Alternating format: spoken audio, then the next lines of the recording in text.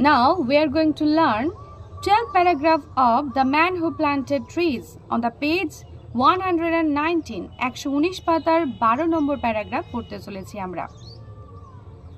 We parted the next day. We parted আমরা আলাদা হয়ে গিয়েছিলাম বা বিদায় নিয়েছিলাম। এখানে parted মানে হচ্ছে বিদায় নেওয়া একে অপরের সাথে। The next day ঠিক পরের দিনই।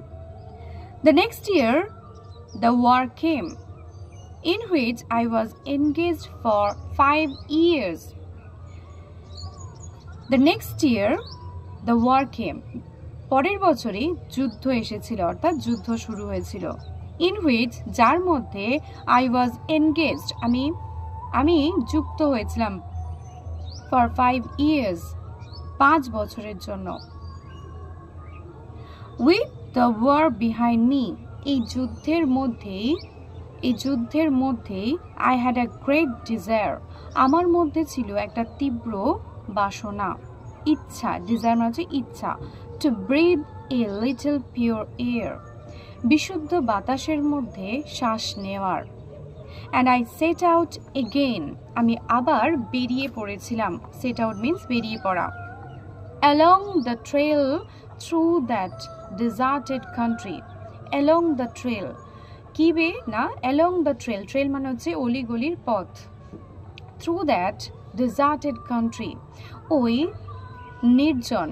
নির্জন দেশের deserted country বা পরিত্যক্ত দেশের অলিগলির পথ বেয়ে কি আমি বেরিয়ে পড়েছিলাম।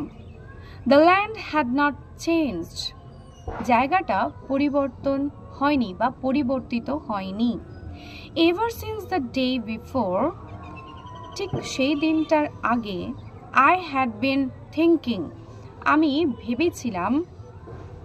আমি ভাবতাম I had been thinking আমি ভাবতাম about the shepherd ওই মেষপালকের কথা who planted trees যে ওই গাছ বসিয়েছিল। 10,000 oaks I had said to myself must really take up a lot of space.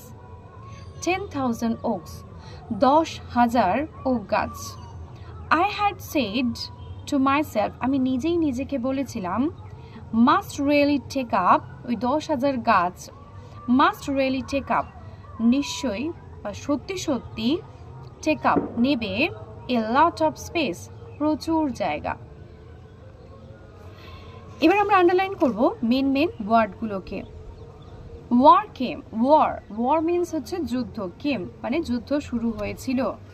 engaged মানে হচ্ছে কোনো কিছুর মধ্যে ব্যস্ত হয়ে যাওয়া বা যুক্ত হওয়া। behind মানে হচ্ছে পিছনে এখানে behind me মানে হচ্ছে আমার মধ্যে তার মনের মধ্যে যে প্রভাব ছিল তাকে বোঝানো হয়েছে। desire মানে হচ্ছে ইচ্ছা বা বাসনা। breathe মানে হচ্ছে শ্বাস নেওয়া। pure মানে হচ্ছে বিশুদ্ধ। air মানে হচ্ছে বাতাস। set out মানে হচ্ছে বেরিয়ে পড়া set out মানে হচ্ছে বেরিয়ে পড়া। trail মানে হচ্ছে সরু যে রাস্তা তাকে বলা হয় trail। deserted মানে হচ্ছে এখানে পরিত্যক্ত country মানে হচ্ছে দেশ। changed মানে হচ্ছে পরিবর্তিত। ever since the day before ঠিক সেই দিনটার আগে। thinking মানে হচ্ছে ভাবা। I had been thinking আমি তখন ভাবছিলাম তার আগের মুহূর্তে আমি ভাবছিলাম। shepherd মানে হচ্ছে মেষপালক। really মানে হচ্ছে সত্যি। myself said to myself মানে হচ্ছে নিজেকে বলা বা নিজে কথা বলাকে বলা হয়েছে। lot of space মানে প্রচুর পরিমাণে প্রচুর জায়গা। এই ছিল আমাদের 12 প্যারাগ্রাফ। এখানে যদি তোমাদের কোনো প্রকারের প্রশ্ন থাকে অবশ্যই তোমরা কমেন্টে জিজ্ঞাসা করতে পারো। Thank you.